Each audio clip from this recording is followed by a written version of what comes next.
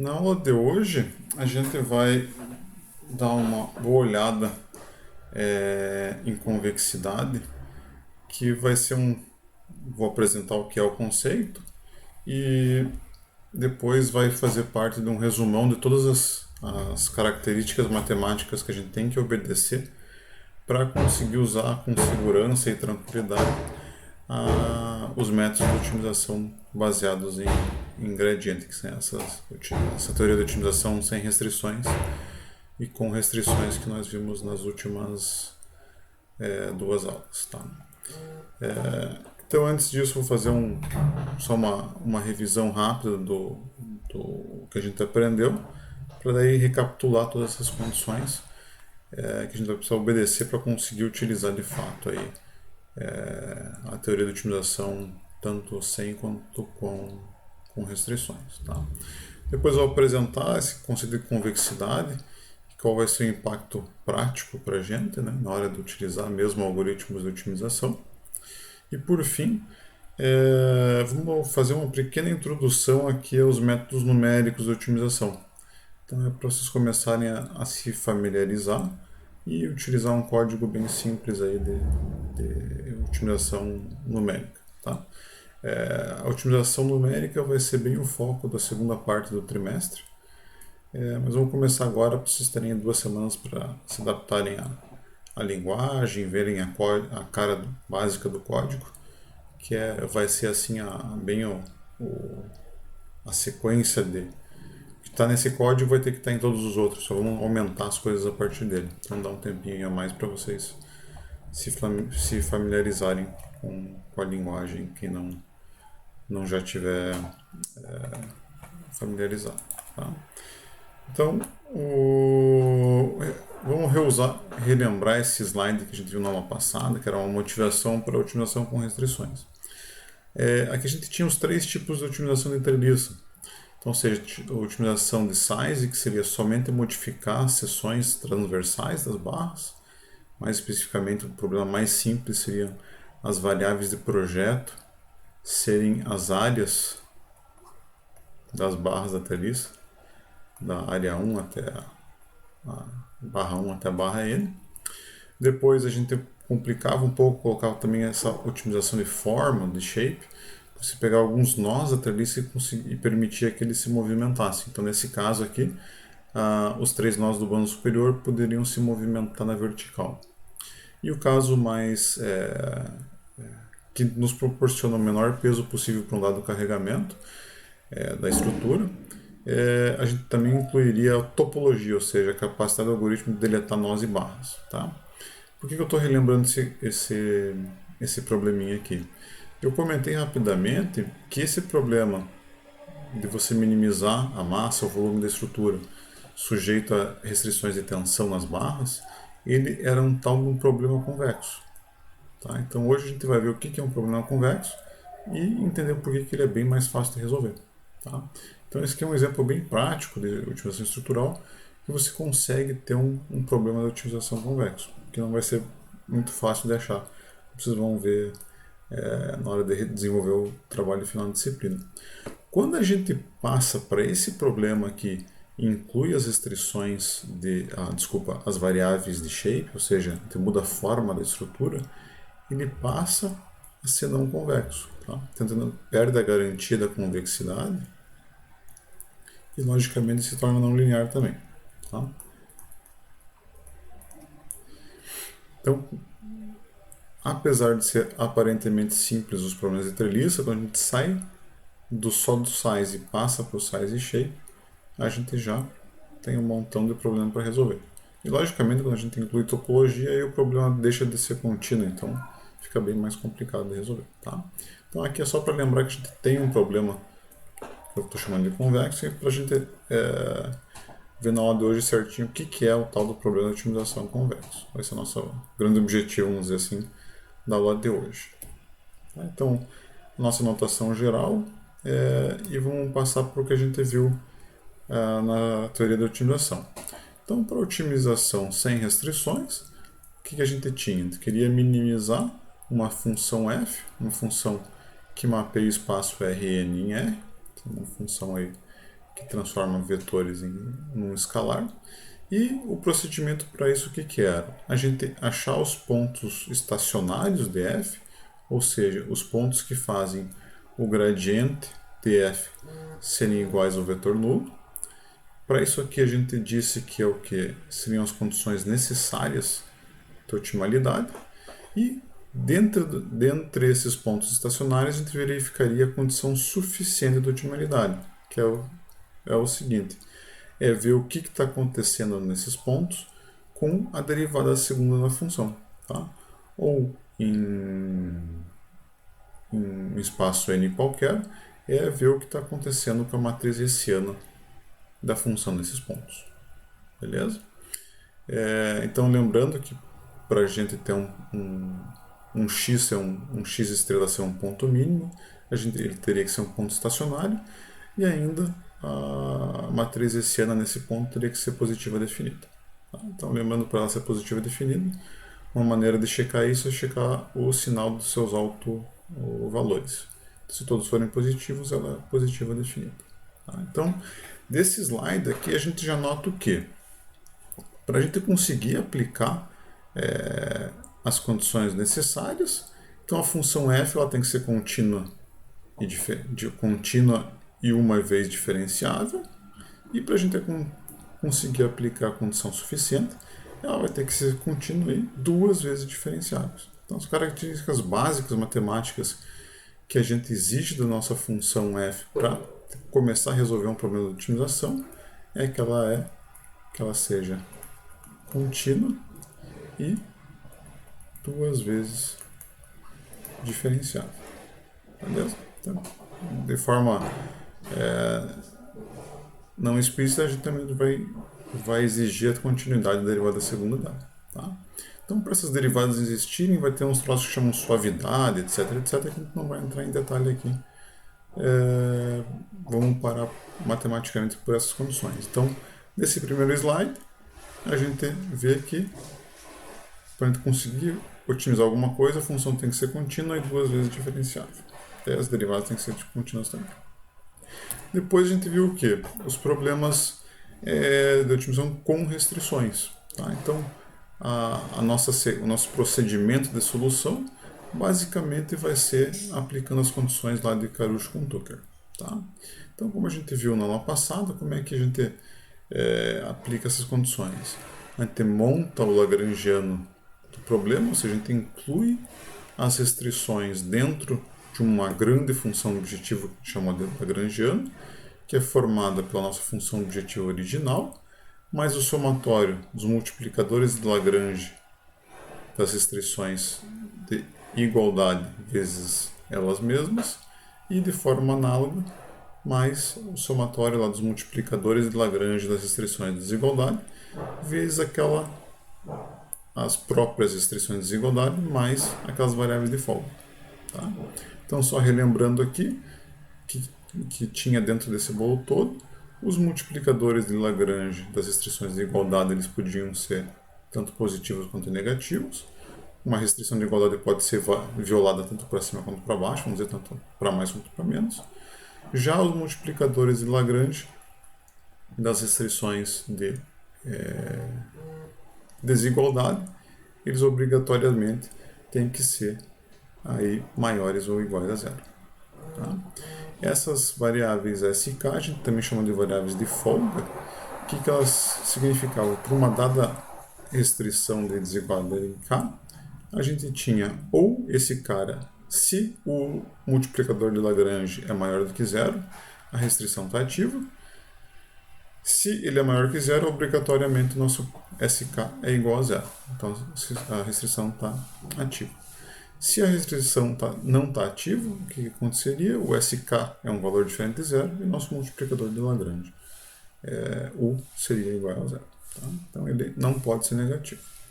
Então o que ele teria que fazer? Pegar esse nosso lagrangiano e aplicar as condições de estacionalidade, que é fazer ele ser estacionário em relação a todas as variáveis do projeto, a todos os multiplicadores de Lagrange, tanto das restrições de igualdade quanto de desigualdade.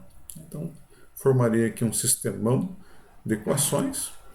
Nesse sistema de equações, a gente teria que fazer o quê? Aplicar aquelas condições de troca. Tá? Então, ou testar se a restrição está ativa ou está inativa. Então, teria que postular que ou U é uma incógnita ou S é uma incógnita para cada restrição daquela. Beleza? Feito isso, resolvido os N sisteminhas aqui os M sisteminhas que a gente tem, os 2 vezes M sisteminhas que a gente está gerando com todas essas condições, a gente teria que verificar lá a positividade dos multiplicadores de Lagrange. Aqueles que só fizessem essas condições todas seriam lá os candidatos a mínimo do nosso problema. A última condição desses pontos que a gente saíram aqui, a gente teria que checar a irregularidade desse ponto x estrela, que era ver lá no ponto x estrela, pegar o gradiente, ver se o gradiente e todas as restrições ativas são linearmente independentes. Tá? Então teria que montar o vetorzinho de todos esses gradientes das restrições ativas e tirar lá, por exemplo, o produto interno entre eles para ver se eles são linearmente independentes. Ou montar um sistema de equações e verificar o determinante do sistema. Tá? Esse é o caminho inteiro que a gente tinha que fazer. Então notem que quando a gente entra nesse mendo todo, quando a gente tira esses gradientes aqui, a gente também está tirando gradientes das restrições. Então a gente também está exigindo para esse problema que as restrições H e G sejam contínuas e diferenciáveis. Então a gente somou mais 2 condições aí para o nosso bolo de condições matemáticas para poder utilizar os métodos. No slide anterior a gente tinha que a função tinha que ser contínua 2 vezes diferenciável, as restrições têm que ser contínuas e diferenciáveis, e no ponto ótimo a grande das restrições ativas tem que ser linearmente independentes. Então, está montando um bolão aí de condições que a gente vai ter que, de alguma forma, tratar depois.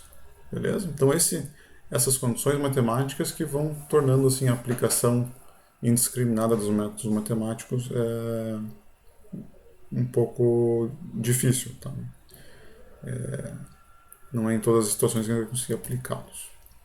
Então vamos começar a somar mais 2 coisinhas aí para desse nosso bolo de condições. Tem um teorema, o teorema de Weierstrass aqui, que ele garante a existência de um mínimo global. A gente já vai ver a definição de mínimo local e global daqui a pouco. Tá? Então, se a nossa função f é contínua num espaço admissível S não vazio, ou seja, a gente tem um espaço admissível qualquer,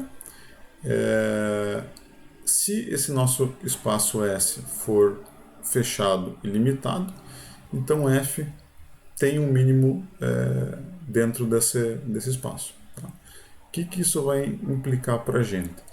O que é um conjunto fechado? É um conjunto que inclui todos os pontos do seu contorno e toda a sequência dentro do seu domínio ela é convergente. Tá? Basicamente, e depois vamos ver aqui a outra condição que seria conjunto limitado. Seria um conjunto limitado se qualquer 2 pontos, aqui o produto interno de qualquer 2 pontos do seu domínio seja um número finito. Né? Ele não divirja, se não esteja lá um número infinito no teu domínio. Assim, matematicamente fica difícil a gente mostrar isso para um problema qualquer. Para os problemas de engenharia, a gente tem uma solução assim que resolve quase todos os nossos problemas, é que praticamente sempre a gente tem nossas restrições de caixa. Tá? X tem que ser maior ou menor que alguma coisa. Então a gente sempre vai ter aquela equaçãozinha lá definindo o x maior ou igual aos seus limites. Tá? Então isso aqui força a ter todos os pontos do domínio pertencerem a ele. Tá? Não tem aqueles conjuntos abertos, por exemplo, com essa cara. E se a gente tiver que ter um conjunto aberto, por exemplo, alguma coisa ser maior do que zero, a gente numericamente resolve isso colocando um númerozinho bem pequeno aqui. Então 0,000 alguma coisa Então x vai ter que ser maior que esse númerozinho pequeno. Tá? Então a ideia aqui é que quando a gente inclui os bounds no nosso problema de otimização, a gente resolve esse problema. Tá? Então, se a gente tem uma função qualquer contínua e a gente tem os bounds, a gente consegue trabalhar nos pontos aqui dentro desse bound para achar mínimos da nossa função. Beleza? Então, por exemplo, aqui, se a gente olhar para essa figura de cima, o que a gente vê? Ele não tem bounds. Tá? Então, por exemplo, o máximo dessa função na linha inteira aqui, x, vai ser um mais infinito e o mínimo menos infinito. Então perde o sentido de solução. Colocando esses bounds, a gente vê o máximo absoluto aqui, o máximo global, dentro do nosso domínio admissível, que agora o nosso conjunto S ele é dado por essa linha aqui, que vai lá, por exemplo, de menos A, acho que eu escrevi até mais B. Então a gente tem o máximo absoluto seria esse ponto F e o mínimo seria esse ponto E. Então aquelas duas novas condições normalmente elas são satisfeitas colocando bounds aí no problema. Com tudo isso, a gente vai juntar tudo num bolo e colocar uma condição que vai ajudar a gente a utilizar assim, de forma bem simples os métodos de otimização. Então, se um problema de otimização for convexo,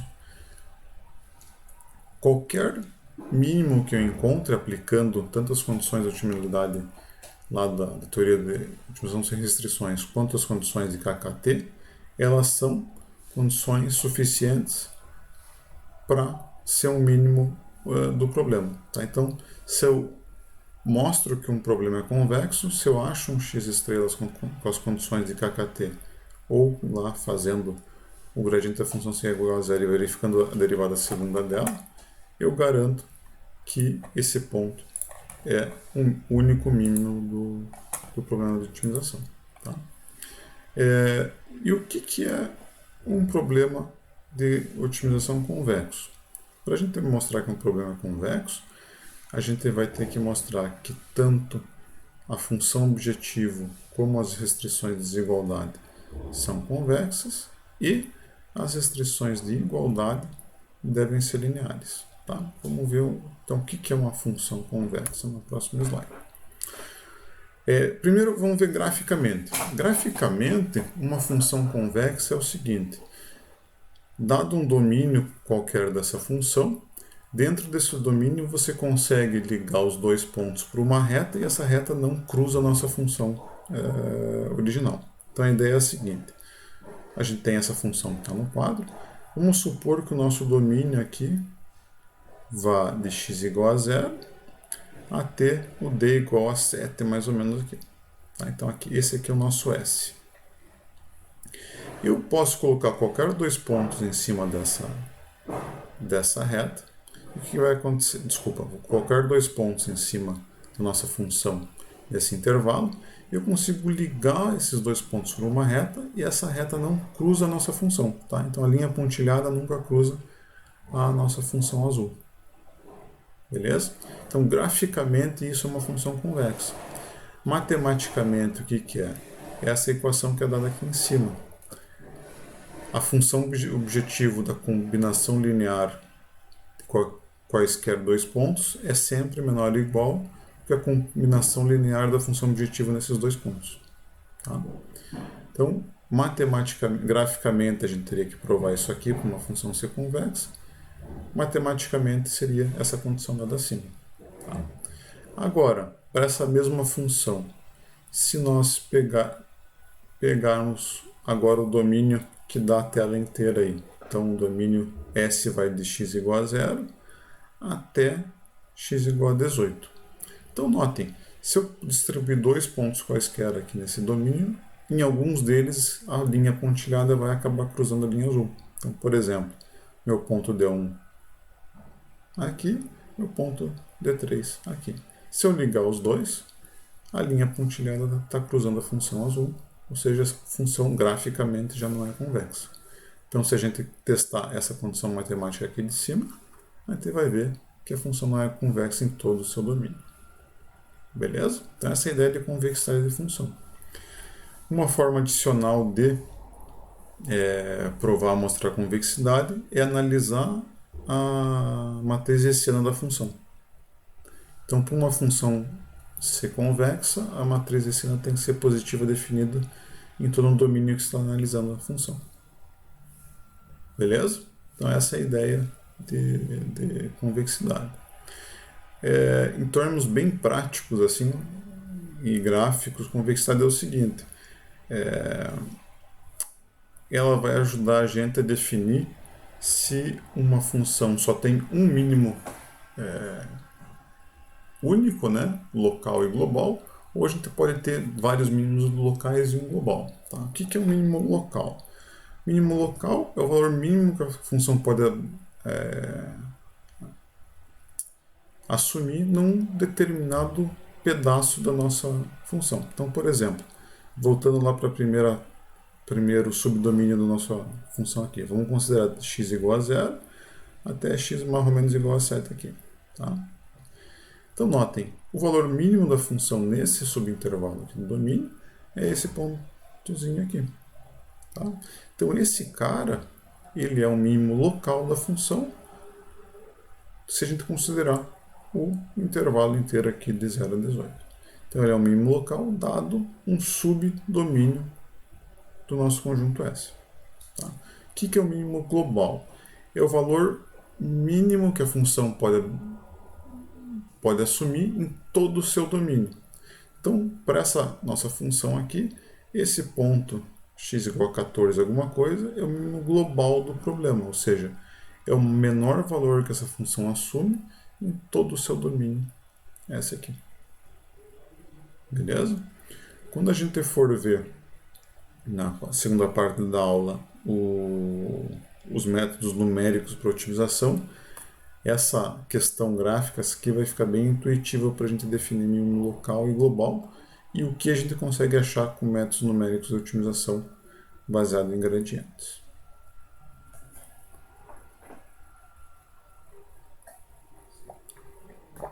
Pode falar.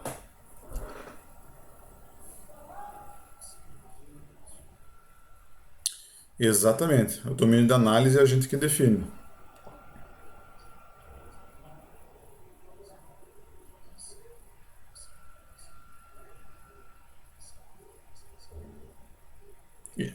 Exatamente. Exatamente. Olhando para os nossos problemas assim de engenharia, é bem intuitivo. Por exemplo, a gente tem o probleminha da nossa viga lá. A gente definiu que a base mínima era 10 centímetros, a altura mínima era 10 centímetros e tinha valores máximos para elas. Então a gente tem bem definido ali onde a gente consegue trabalhar, que são limitações, vamos dizer, de produção do fabricante, coisas do gênero. Legal. Mais alguma dúvida, pessoal?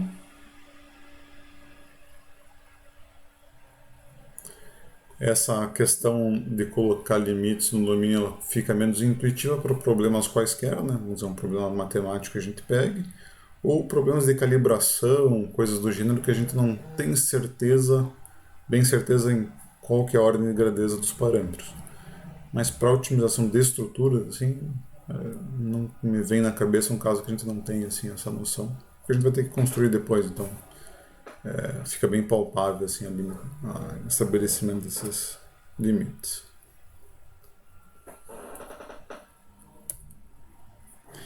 Beleza, então voltando no slide, então a gente definiu o que é uma função convexa. Então isso serve tanto para f quanto para g. Lembrando aqui do slide anterior, para um problema de otimização ser convexo, então a função objetivo e as restrições de desigualdade têm que ser convexas e as restrições de igualdade têm que ser lineares. Então, exemplos aqui de problemas de otimização convexa são aqueles que a gente resolveu aí durante a aula passada, por exemplo. Então, notem, nesse problema aqui que a gente tem, a função objetivo aqui é uma função de uma esfera. Então, intuitivamente, essa função ela cresce quando se afasta aqui do centro, esfera não, do círculo, né? O valor da função cresce quando se afasta aqui do centro e tem o seu valor mínimo aqui bem no centro do círculo, né? Intuitivamente a gente consegue ver que essa função forma uma superfície convexa e, ou seja, a função objetivo aqui para esse problema é convexa. Então a gente garante a primeira condição. Olhando para as restrições de desigualdade, elas têm que ser convexas também. Então a gente aqui define nossa região viável e, logicamente, qualquer dois pontos que eu coloque aqui dentro da minha região viável, eu consigo ligar eles com uma reta e essa reta não vai cruzar aqui nenhuma das minhas restrições. Então a gente tem aqui um domínio convexo também. Tá? Então a gente mostra essa segunda condição também. Então, ou seja, esse aqui é um problema de otimização convexo. Se a nossa restrição não fosse de desigualdade fosse de igualdade, o problema seria convexo também, porque a função objetiva é convexo e a restrição de igualdade é linear. Tá? Então, recairia também num outro problema convexo. Aquele problema do form lá para cálculo de probabilidade de falha que recaiu num problema de otimização, o que a gente teria? A função objetiva norma do vetor U. O vetor U, lembrando, são as coordenadas aqui horizontal e vertical, o 1 e o 2, nesse espaço aqui. Então a função novamente forma aqui uma função de norma, ou seja, ela é por definição convexa. E olhando para a restrição lá dessa linha preta contínua,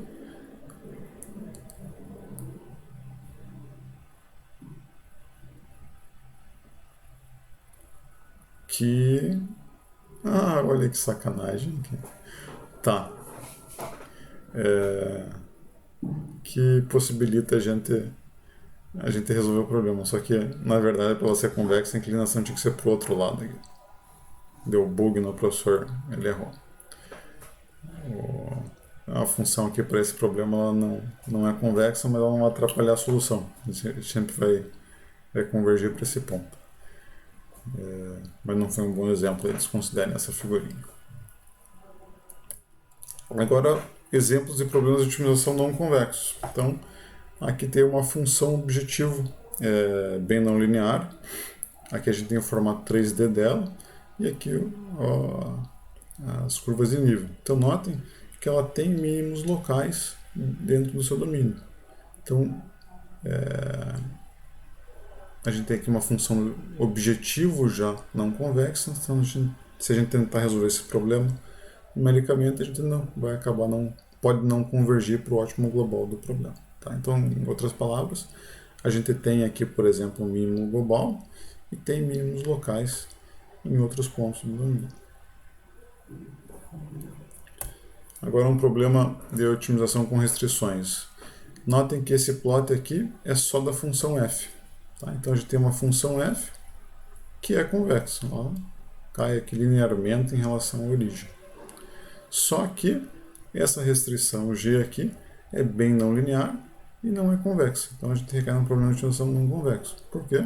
Se eu ligar aqui dois pontos quaisquer, por exemplo, esse ponto com esse ponto aqui, ele cruzou a nossa restrição. Casos mais complicados, a gente tem, por exemplo, funções aqui, mesmo que f seja convexo nesses dois casos, a gente tem aqui umas restrições bem mais marrentas. São restrições chamadas que formam um domínio admissível descontínuo, ou seja, você tem pedaços no espaço de continuidade que não são interligados. Tá? Então você não tem como sair desse espaço contínuo admissível e entrar nesse outro sem violar a restrição. Então, para esse tipo de problema aqui, é um pesadelo para métodos de otimização com gradiente. Então, normalmente, a gente consegue funcionar legal até problemas com essa cara aqui. Quando parte para domínios descontínuos, o negócio já tem que ser o approach de solução tem que ser modificado. Beleza? Casos assim, de estruturas, normalmente caem em coisas com essa cara aqui. Tá? Essas formas super bizarras são mais difíceis de ser encontradas na prática. Mas servem para a gente testar aí a capacidade de um algoritmo de otimização de encontrar o mínimo, mesmo em problemas bem desafiadores. Então, a ideia é, se ele encontra o mínimo nesse problema aqui, um problema real que você não sabe como é o formato do teu espaço admissível, ele tem mais chance de se virar bem. Tá?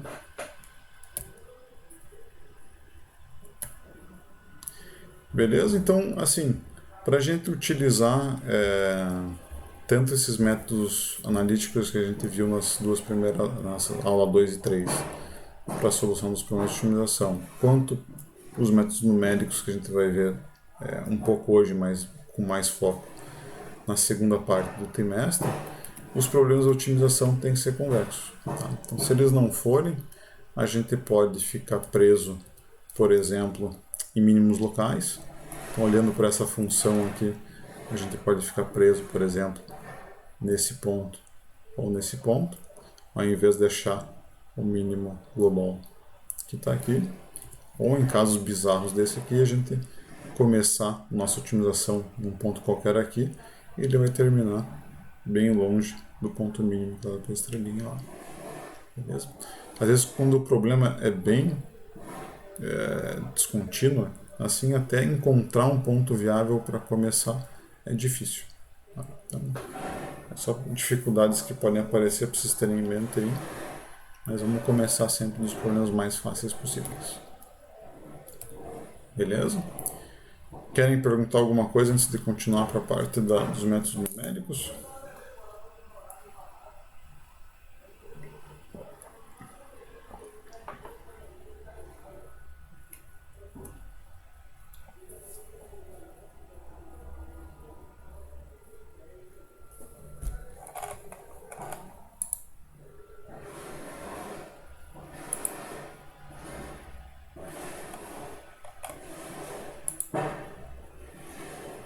Então, beleza. Vamos dar sequência aqui.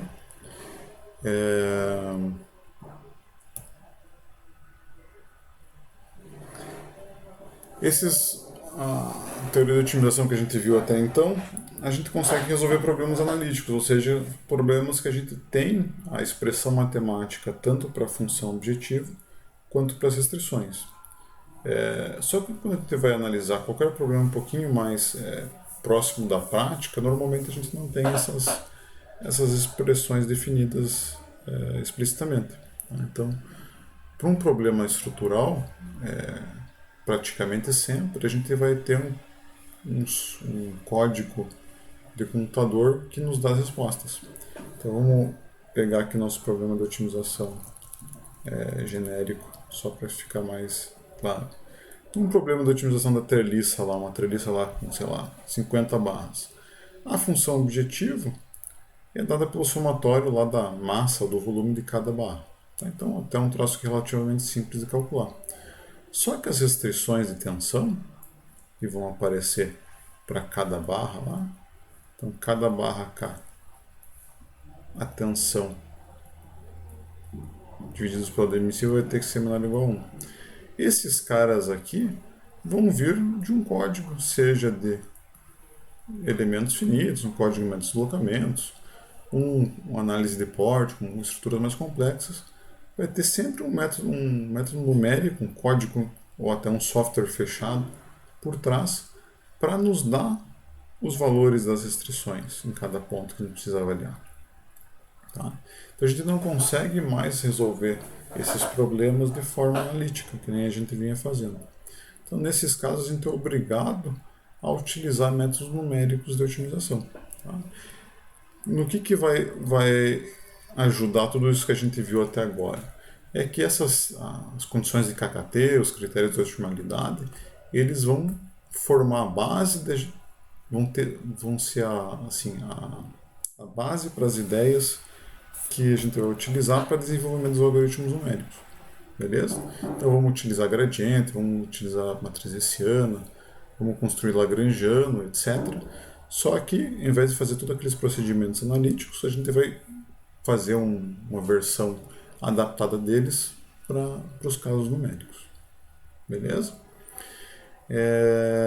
Então, antes da gente começar com parte assim, de matemática, qual que é a ideia mais básica, assim, intuitiva de um algoritmo de otimização numérica? Então, vamos sempre focar aqui em encontrar mínimos locais. E o que o algoritmo vai fazer? Ele vai escolher um ponto qualquer no domínio, então, chutando aqui, por exemplo, um ponto x igual a zero, e a partir desse ponto aqui, o algoritmo ele vai andar no domínio. Tá? O que é esse andar no domínio? Ele vai dar passos numa direção que a gente vai escolher, até ele não conseguir mais descer. Tá? Então, a analogia que a gente pode fazer aqui, imagine vocês vendados, numa região montanhosa, e estão com sede, e lá vai ter uma jarra de suco bem gelado no ponto mais, no vale, tá? No ponto mais baixo da região montanhosa, vai ter lá o suco que vai matar a sede de vocês. Tá? Então vocês estão vendados, vocês não sabem para onde andar. Vocês só sabem que vocês têm que descer para chegar no vale. Tá? Então a ideia do algoritmo de otimização é, dada a informação que você tem ao redor de você, você vai, por exemplo, cutucar teu pé para um lado ou para o outro, vai ver em que direção que a montanha está descendo e vai descer. Tá? Enquanto conseguir descer, você vai descer com esperança de achar o suco gelado.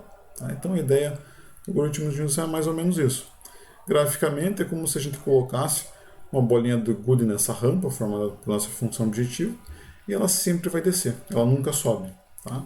Então se a gente colocar uma bolinha de gude bem onde está o nosso ponto vermelho aqui, o que vai acontecer? Ela vai deslizando, deslizando, até não conseguir descer mais e vai parar aqui. Então, intuitivamente, é isso que um algoritmo de otimização faz. Um algoritmo numérico de otimização faz. Ele escolhe um ponto inicial e desce. Quando ele começar a subir, opa, não posso subir, ele para e fica onde ele estava. Beleza? Então, com essa ideia aqui, vocês já conseguem ver, pô, se o algoritmo de otimização numérica ele só desce, ele tem a capacidade, normalmente, de encontrar somente mínimos locais. Tá? Então, dada uma região que você coloque a tua bolinha de gude, ela vai só descer, ou seja, ela vai encontrar o mínimo local do problema naquela região que atrai para aquele ponto de mínimo. Tá? Então, por exemplo, se você colocar uma bolinha aqui em cima, ela ainda vai descer para lá. Agora, se você colocar um pouquinho para cá, o que vai acontecer? Ela vai cair nesse vale aqui. Tá? Se o nosso problema não é limitado e fechado lá que a gente viu no começo da aula, o que vai acontecer com o teu algoritmo de otimização? O mínimo vai estar lá em menos infinito e o teu algoritmo vai divergir. Tá? Se não tiver um break especial para isso, ele vai ficar rodando eternamente. Tá? Então daí começa a ser importante sempre ter os bounds nos problemas de otimização. Beleza? Então essa é a ideia básica de um algoritmo numérico de otimização. Matematicamente, como é que ele faz isso? Então o que é a solução numérica de um problema de otimização? Você inicia num ponto x0 qualquer, que é o ponto inicial. Então lembrando, no slide anterior, nosso ponto inicial foi esse cara aqui. E ele vai começar a iterar. Vai sair daqui e vai vir para o próximo ponto. Tá? Então ele vai sair do ponto x0 e vai para o ponto x1. Lá no ponto x1 ele vai fazer alguma operação que vai possibilitar ele sair do ponto x1 e ir para o ponto x2. Então vai sair do ponto x1 e ir para o ponto x2.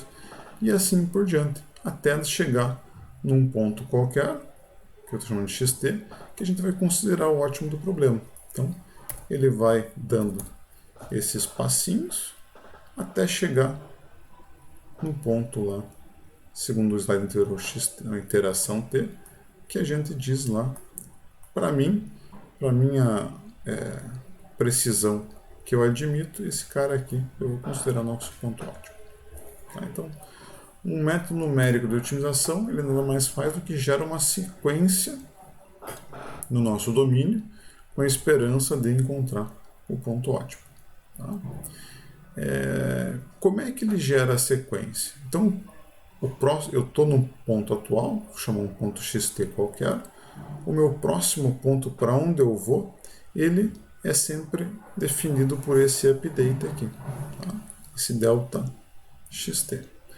A ideia é utilizar a informação, seja só df, df de gradiente df ou até da hessiana, para escolher esse cara aqui. Beleza? Então você vai repetindo esse processo, esses passinhos, até um critério de convergência ser alcançado. Tá? Então lá, para otimização sem restrições, qual que era o nosso critério de otimalidade? Era o gradiente da função ser igual ao vetor nulo. Então, como é que a gente podia setar aqui um critério de convergência qualquer? O mais clássico seria fazer o que? O gradiente da função nesse ponto qualquer ser nulo. Só que, numericamente, coisas serem iguais a zero é muito difícil. Então, normalmente, como é que a gente seta um critério de convergência? A gente itera até o gradiente da função no nosso ponto xt, ou seja, até a norma do gradiente da nossa função, ser igual a um valor bem pequeno, um epsilon tolerância aí, tá? Normalmente algo em torno de 10 a menos 5, 6, 7, 8. Valores dessa ordem de grandeza. Então, é um critério de convergência bem simples, que tenta simular aquele conhecimento que a gente desenvolveu lá do gradiente da função no ponto ótimo ser igual a zero. Beleza? Então, essas adaptações que a gente vai fazer que vão transformar aquela teoria que a gente tinha de otimização analítica para métodos numéricos de otimização. Tá? O que vai diferenciar um algoritmo do outro? A forma que a gente escolhe esse cara aqui. Tá? Então vamos ver como é que a gente constrói esse ΔT. Esse ΔT ele vai ter dois componentes. Tá? Um vai ser a direção que a gente vai andar e o outro vai ser o tamanho do passo que a gente vai dar nessa direção. Então os algoritmos de otimização eles vão se diferenciar tanto em como a gente escolhe a direção, quanto que tamanho de passo ou quanto que eu ando nessa direção. Beleza? De forma intuitiva, o que a gente pode escolher como direção de descida aqui? Lembrem, o que é, por definição, ou graficamente lá, fisicamente o gradiente? O gradiente de uma função, ela aponta para a direção de maior crescimento daquela função. Tá? Como a gente não quer crescer, não quer maximizar, a gente quer minimizar, a direção de descida mais clássica que a gente tem é o negativo do gradiente da função no nosso ponto atual. Beleza? E o quanto eu ando nessa direção do menos o gradiente no nosso ponto atual, a forma mais simples de definir aqui é um tamanho de passo constante. Você chuta um valor para esse alfa, algo da ordem 10 a menos 2, 10 a menos 3,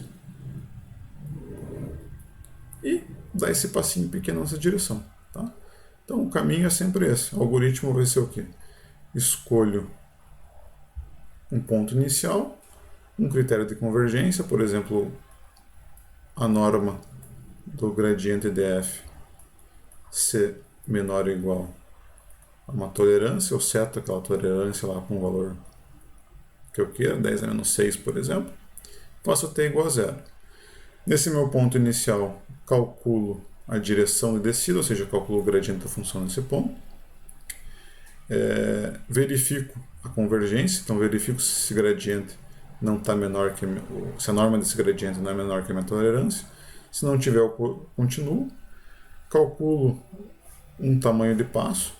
No nosso caso aqui é um passo constante, então não tem cálculo. Atualizo, pulo para o próximo ponto. Então, ponto atual mais a constante do passo vezes o negativo do gradiente. Atualizei no nosso ponto x. Faço t igual a t mais 1 e volto para o ponto 2. Nesse novo ponto, calculo o gradiente, checo convergência, calculo o passo, atualizo e fico iterando aqui até o meu código apontar convergência aqui nesse step 3. Beleza? Então, graficamente, tem essa figurinha mostrando para aqui para a gente dois algoritmos de otimização funcionando. A gente tem as curvas de nível aqui da função objetivo. Então, cada algoritmo vai ter aqui esse SGD e o Polyak-Ruppert vão ter formas diferentes de calcular esse D e calcular esse alfa. Então eles vão ter caminhos diferentes no nosso domínio, mas todos vão progredindo aí para o ponto mínimo que está aqui na origem. Por exemplo, esse exemplo qualquer aí. Beleza? Então, é sempre algoritmo numérico de otimização, é sempre sair de um ponto, utilizar a direção de descida e cálculo de passo para chegar no próximo ponto. No próximo ponto, calculo a direção de descida e tamanho de passo e vou para o próximo ponto. Calculo direção de descida e tamanho de passo e assim por diante vou iterando no meu domínio. Beleza? Então, como eu comentei lá na slide passada, o algoritmo mais simples possível é a gente ter a direção descida como negativo do gradiente e o tamanho de passo como uma constante pré-definida pelo usuário. Tá? Então, na segunda parte do trimestre, a gente vai focar em maneiras mais inteligentes de calcular a direção descida e tamanho de passo. Então, as clássicas a gente vai ver lá, por exemplo, a otimização sem restrições. Vai ser gradiente conjugado, que ele vai utilizar tanto a informação do gradiente do ponto atual quanto do ponto da iteração anterior. Então, ele vai ter que guardar, vai ter que calcular na iteração t tanto o gradiente da função em xt, como vai ter na memória o gradiente da função em xt-1. Essas duas informações tem uma continha que vai fazer para ter uma direção de descida mais esperta lá para o método. Ou também métodos de Newton, que vão utilizar, além do gradiente, também a hessiana da matriz, a matriz hessiana da função em cada ponto xt. Beleza? Da mesma forma, a gente vai ver métodos mais espertos para calcular aqui o tamanho do passo. Então, em vez de ser uma constante em cada iteração, que a gente vai ver no algoritmozinho da aula de hoje, que é bem ineficiente, vão ter métodos que a gente consegue deixar essa conta bem mais esperta. Beleza?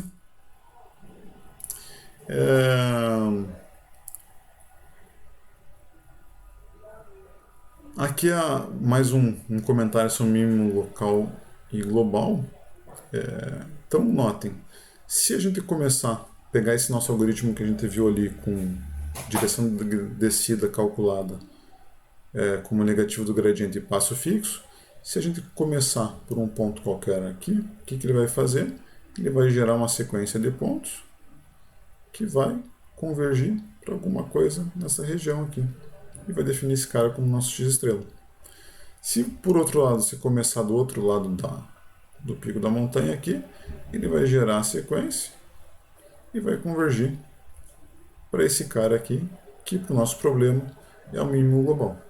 Tá? Então a gente depende, qualquer uma das limitações desses algoritmos baseados em gradiente é que se o problema não for convexo, que é aquela discussão toda que a gente teve no começo da aula, o ponto ótimo obtido vai depender do ponto inicial. Então, dependendo de onde a gente coloca o nosso x0, eu obtenho diferentes pontos mínimos. Pode ser mínimos locais, quanto o mínimo global quando a gente quer mesmo chegar.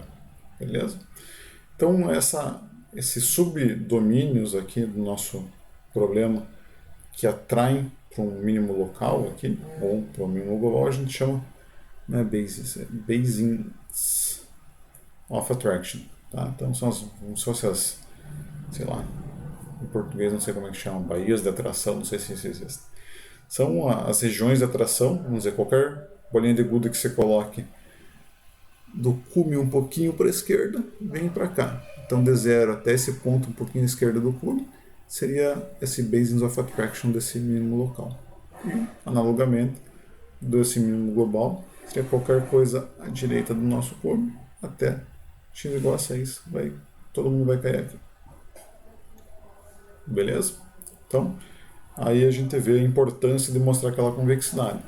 Se a gente tem um problema de otimização e ele é convexo, não precisa se preocupar, mas simplesmente aplica as condições de KKT para problemas sem restrições, com restrições, ou aplica lá as condições de otimidade necessárias e suficientes para problemas com restrições, sem restrições. Beleza? Então, se não for convexo, a gente vai ter que começar a ver outras coisas aí para resolver os problemas. Mas no final do trimestre, vamos fazer uma aula dedicada a isso para passar algumas formas de transformar esses algoritmos locais, que a gente chama, que são esses algoritmos baseados em gradiente, a gente chama de algoritmos locais de otimização, que é a definição é dado um ponto inicial, eles conseguem chegar no mínimo local, tá? Eles não têm a garantia de chegar no mínimo global. Então vamos ver algumas estratégias de transformar esses otimizadores locais em otimizadores globais, tá? Mas fica mais para frente essa história. Beleza? Então a ideia aqui antes de ver esses exercícios, vamos pegar e vamos dar uma olhada no código que eu passei no Moodle para a gente ter uma ideia do funcionamento na prática desses caras.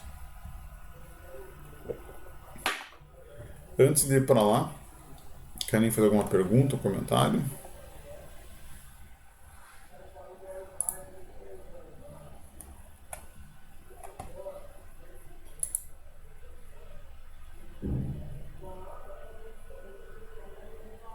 Beleza, Madeleine. Então vamos dar uma olhadinha no algoritmo que eu postei lá. Tá? Deixa eu colocar aqui.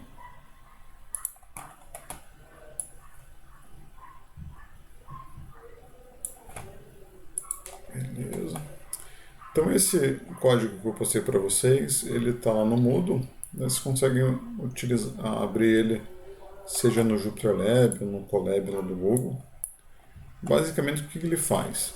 Ele é o algoritmo lá do básico que a gente acabou de ver aqui na aula. Tá? Seria aqui um método de gradiente de descida, que é chamado, e com um passo fixo. Tá? Então, o método para o cálculo do passo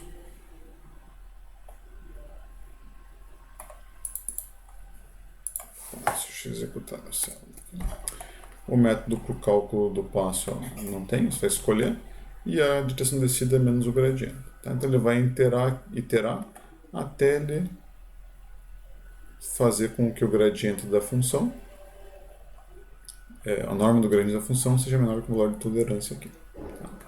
Então quais são as entradas aqui do código? Para fazer funcionar aqui, a gente vai usar a biblioteca NumPy. Então a gente está importando toda a biblioteca. Os comandos dela vão ser dados pelo prefixo aqui np. E a gente vai definir duas variáveis globais aqui, que seja o problema de otimização, que a gente vai definir, e o cost aqui, que seria quantas vezes a gente precisa avaliar a função objetiva e restrição para ter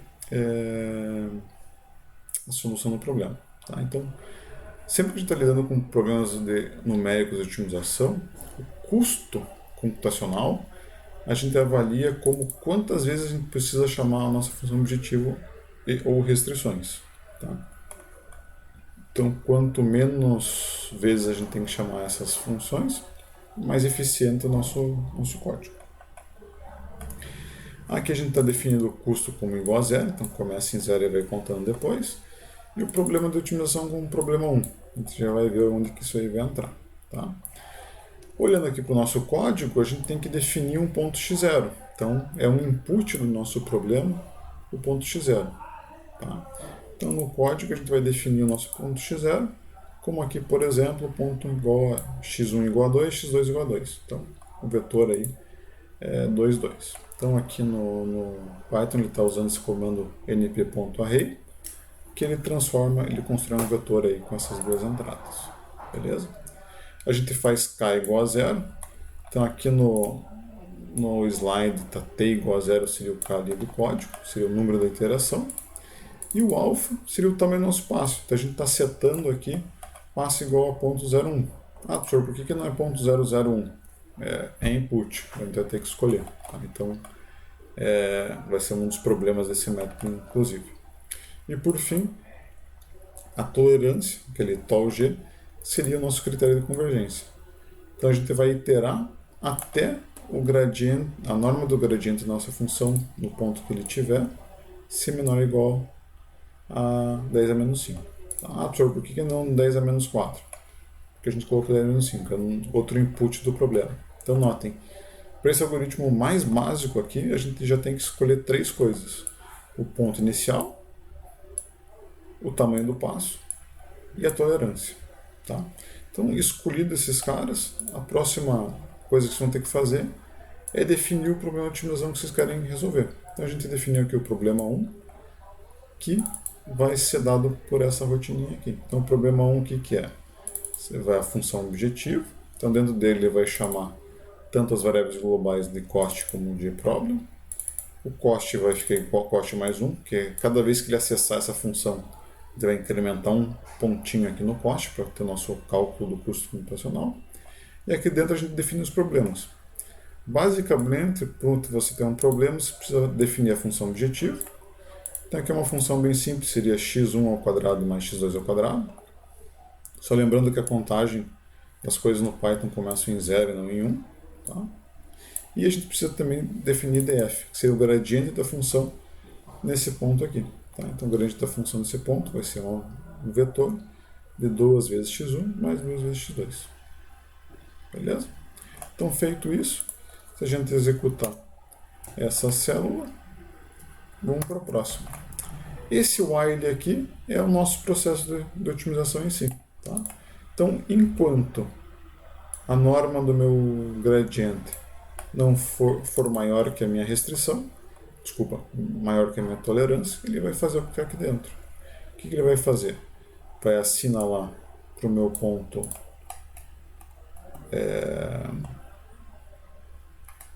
beleza. Então aqui no finalzinho da célula anterior, a gente calculou tanto o x quanto o df. Tá? Então ele vai entrar aqui no while já com x e df calculados.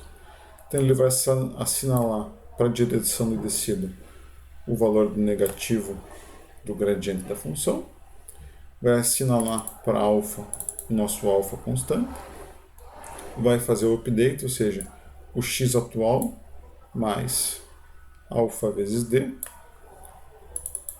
passo vezes direção de descida, vai ser o nosso novo ponto x. Tá? Atualizou, nesse novo ponto x, vou chamar o nosso FOBJ, está chamando esse cara aqui, e esse cara vai retornar para a gente o quê? O valor da função e do gradiente dela nesse ponto aqui. Então, ele vai pegar esse ponto e retornar o valor da função e do gradiente nesse ponto. Vou atualizar o meu x, incrementar a minha variável de contagem e voltar aqui para cima. Voltou aqui para cima, esse df ele testa a condição de parada, se não parou, ele continua. Nova direção de descida, novo update, novo ponto, recalcula gradiente e função e vai iterando aqui. Beleza? Então, se executarem com Shift Enter essa célula, na célula de baixo ele vai printar as informações. Notem, aqui o mínimo encontrado, ele está printando o nosso último XK. O XK que ele saiu aqui na última iteração. Professor, não devia ser 0 e 0? Aqui está 3,4 vezes 10 a menos 6 e idem para o x. Tá? Como a gente está lidando com coisas numéricas, dificilmente a gente chega em 0. Tá? Então, dada aquela tolerância que a gente escolheu, ele encontrou aqui um mínimo da ordem 10 a menos 6 para as duas variáveis, em vez de ser 0. O f estrela não devia ser 0, professor? Devia. Está um número vezes 10 a menos 11, um número bem pequeno, mas não é 0 devido à nossa condição. Norma de gradiente no ponto ótimo. Ele está printando a norma do gradiente no nosso ponto ótimo. É um número bem pequeno, então é menor do que a tolerância que a gente escolheu. Então ele parou. Número de vezes que a função, o objetivo foi avaliado. Então ele quer ter o nosso custo computacional. Beleza? Então essa é a ideia básica do funcionamento do algoritmo. Se a gente quisesse uma precisão maior, o que a gente teria que fazer? Apertar a nossa tolerância. Então, por exemplo, aqui em cima, em vez de ser 10 a menos 6, 5, a gente colocaria 10 a menos 6. Eu teria que rerodar o meu código. Vamos ver se ele encontrou um troço menor. Encontrou. Notem que agora os pontos ótimos estão na ordem de 10 a menos 7. Então ficou menor ainda. Função objetivo 10 a menos 3 está menor ainda e assim por diante. Beleza? Logicamente, eu apertei mais a minha condição, ele gastou mais custo computacional para resolver. Beleza? Então essa é a ideia do funcionamento do código. O que eu quero que vocês façam? Tentem criar novos probleminhas aqui de otimização, para problemas sem restrições, logicamente. Pode pegar os problemas que a gente resolveu analiticamente, pegar outros problemas na Aurora que tem, e ver se vocês conseguem colocar aqui o problema da otimização, resolver ele, testar a variação de parâmetros. O que acontece se eu aumentar o valor desse meu alfa zero? E se eu diminuir? E se eu modificar o valor aqui do meu ponto inicial? O que acontece com o meu custo nacional? Esse tipo de análise para vocês treinarem aí a cara do nosso código. Tá? Os outros códigos, tanto para otimização sem restrições quanto otimização com restrições, eu vou passar para vocês, vão ser baseados nesse aqui. Tá? Então essa ideia, esse fluxo de informação, notação, vai ser sempre a mesma. Basta seguir aí a ideia.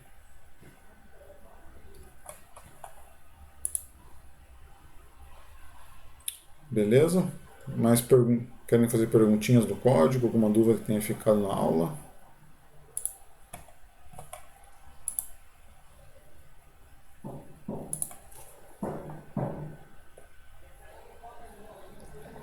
Pode falar. Manda ver. Lógico.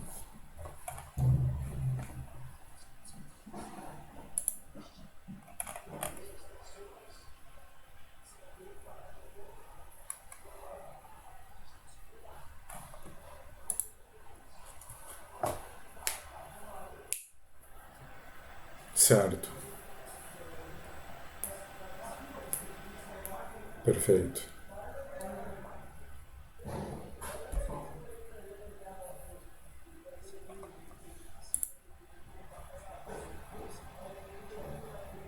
Isso, você vai ter, vamos contar, a G1 e G2, né? Então você tem que verificar as condições assim. Só a G1 está ativa, a G2 está inativa. Só a G2 está ativa, a G1 está inativa. As duas estão ativas e as duas estão inativas. Então são 4 condições de troca que vão ser geradas.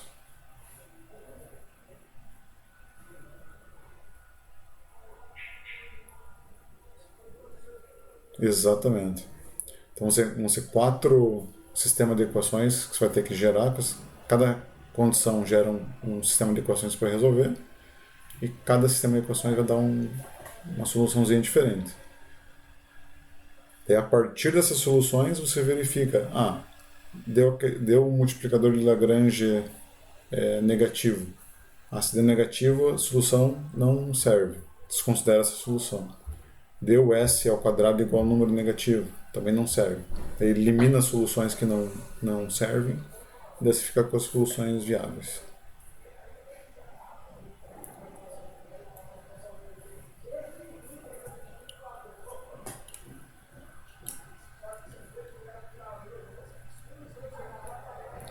Exatamente. Você considera o 1 igual a 0, daí S1 fica de variável.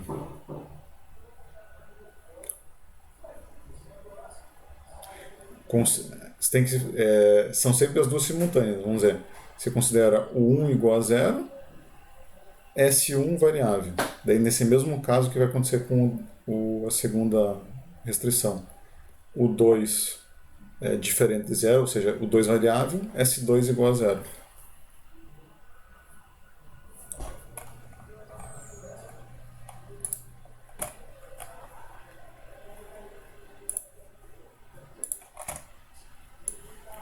Deixa eu tentar escrever aqui, pegar uma página do slide que esteja mais em branco. Aqui. Você vai ter que...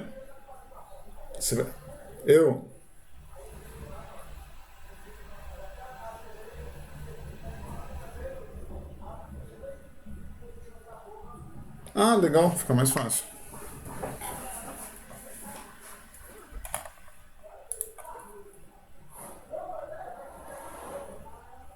Tá.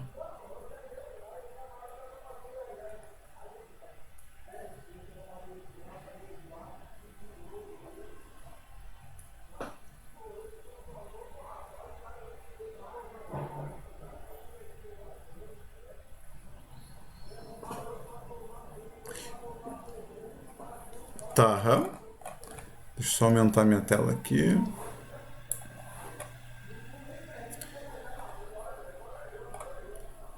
Isso, ó. Ali no. Você consegue ver, Richelle? Tá, daí eu vou comentar em cima do número dos casos ali da Cibele. Então, o caso número um, o que, que ela fez? O 1 igual a zero, o 2 igual a zero. Nesse caso, as duas restrições vão estar inativas. Então, para esse primeiro sistema de equações, o 1 e o 2 somem do sistema e as variáveis que ficam é S1 e S2.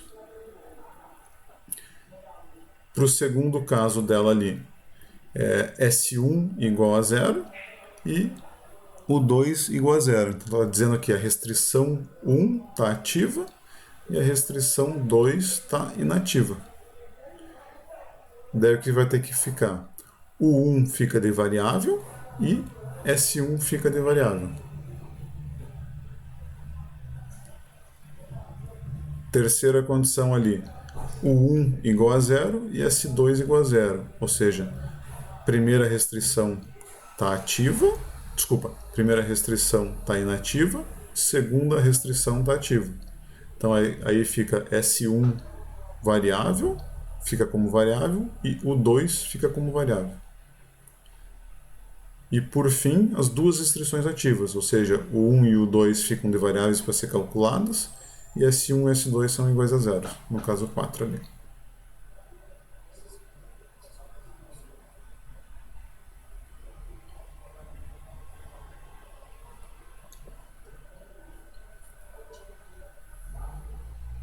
Exatamente. Aquelas que não tiverem. Exatamente. As condições que não tiverem solução bizarra, que seja lá U negativo ou S ao quadrado negativo, elas são soluções do. São soluções viáveis do problema.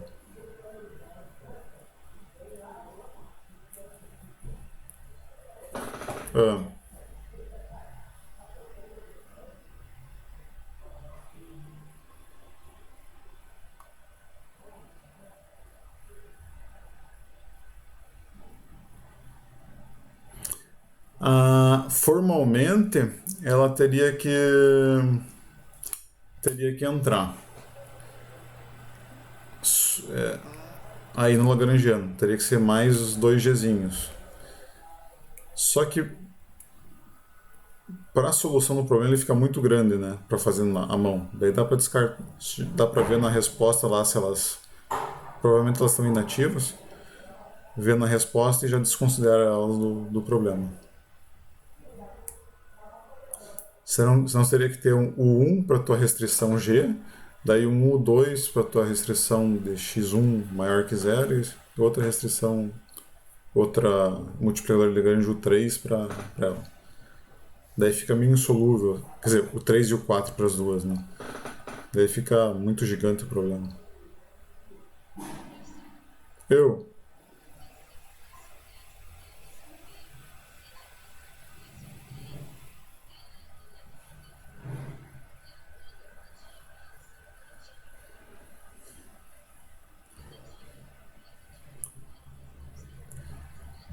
exatamente. Fica lá um problema combinatório daí.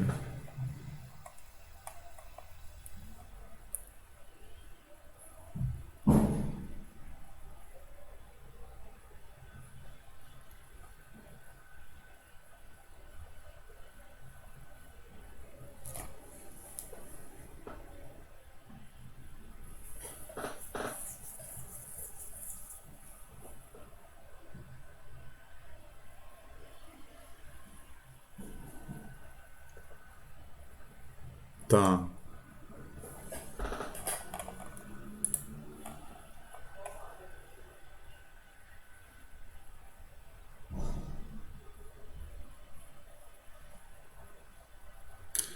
Tem uns comandinhos que tá mais fácil, que ele já dá a solução do sistema.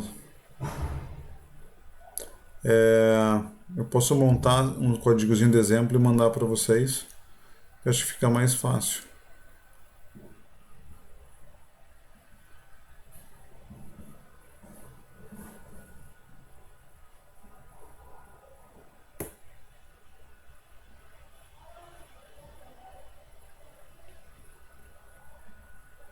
Ah, então, outro exercício.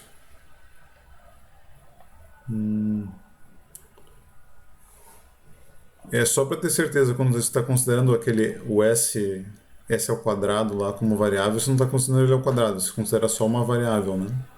Que aquilo lá, se colocar ao quadrado, ele dá uma zoada. Tá.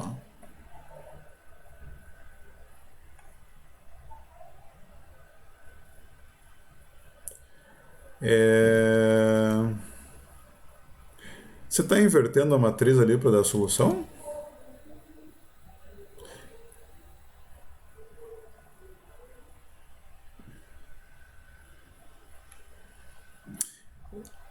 Essa tua matriz B no código, ela é aquela matriz do sistema que está na tua escrita à mão ali, né?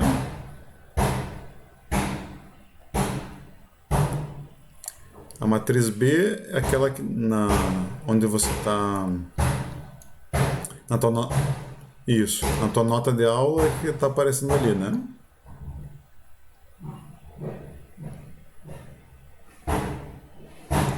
É que na verdade, tá.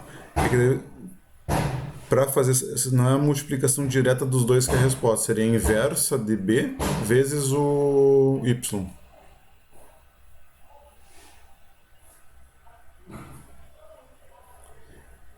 Se eu não me engano, o Matmul ele só multiplica no caso a matriz pelo vetor. Deixa eu só pegar o comandozinho aqui que tem tem aqui um código da aula da graduação, já te passo aqui no chat. Que de cabeça eu não lembro.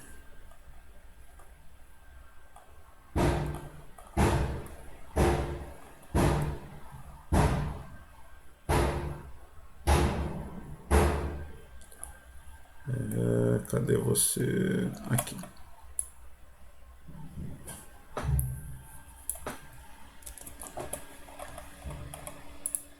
Deixa eu colar aqui no chat. Seria que usar um linear. O sistema resultante foi linear, né?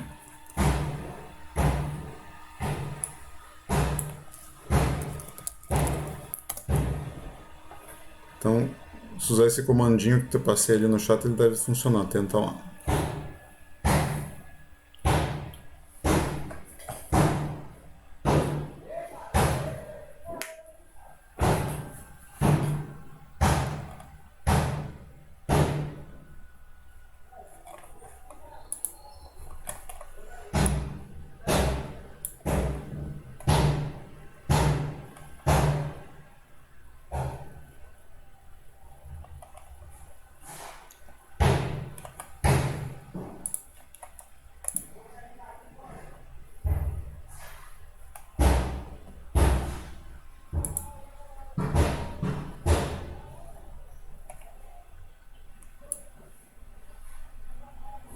Tá.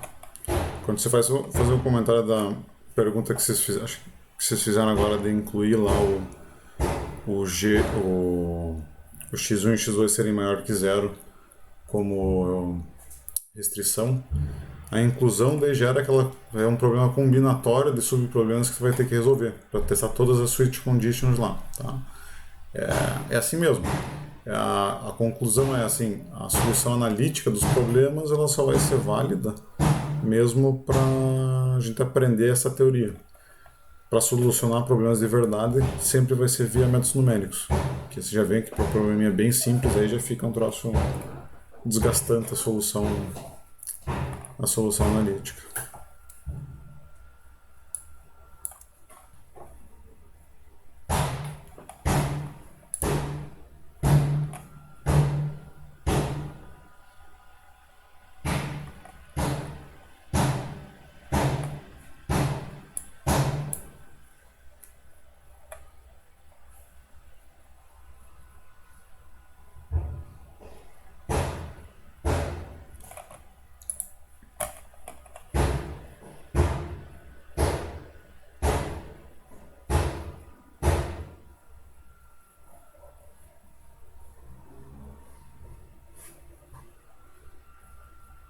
Acho que tem que importar a biblioteca lá em cima de volta. Foi? Foi? Ah, legal. Ah, massa. Opa, já começamos bem. Quando dá certo, ficamos felizes daí.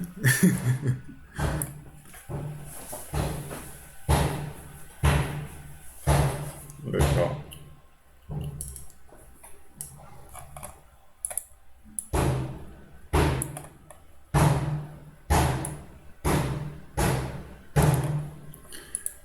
Vocês forem tentar resolver os problemas que se apresentaram, porque às vezes tinha mais restrições, eram maiores, analiticamente lá. Eu acho que não vale a pena ficar testando todas aquelas infinitas condições que vão ter aí das switch conditions. Então, para aqueles problemas, já peguem. Vocês já conhecem a solução, então já testa para aquela solução conhecida, quais restrições são ativas, quais são inativas. E aí mostra para mais uma que seja, que você sabe que não é a solução, só para ver o que acontece. Para não crescer assim muito o problema, vamos passar lá 5 dias resolvendo sobre o problema de switch conditions.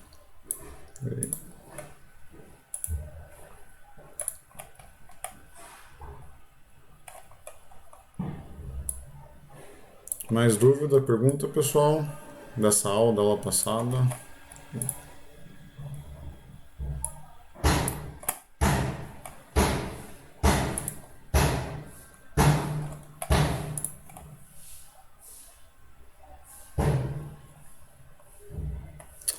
A prova eu tenho que pensar como perguntar para outras pessoas como eles fizeram, mas acho que eu vou passar para vocês resolverem desses. Fiquem no computador que tenha câmera assim. Daí vocês resolvem elas. Daí acho que usam aqueles software de celular para tirar foto e escanear assim. E daí me mandam na hora da entrega assim. Eu fico vigiando vocês. Esse é um festival de cola, mas eu vou tentar vigiar vocês aqui.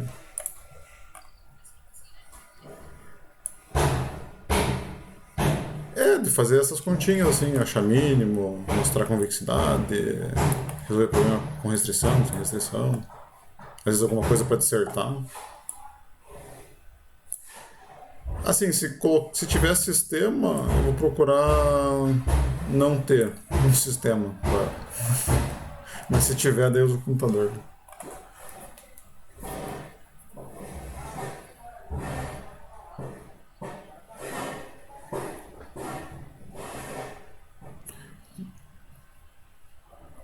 Tenho, aham. Pode ser terça ou quinta, das 3 às 4 horas. Isso, aham. Daí marca. Nada.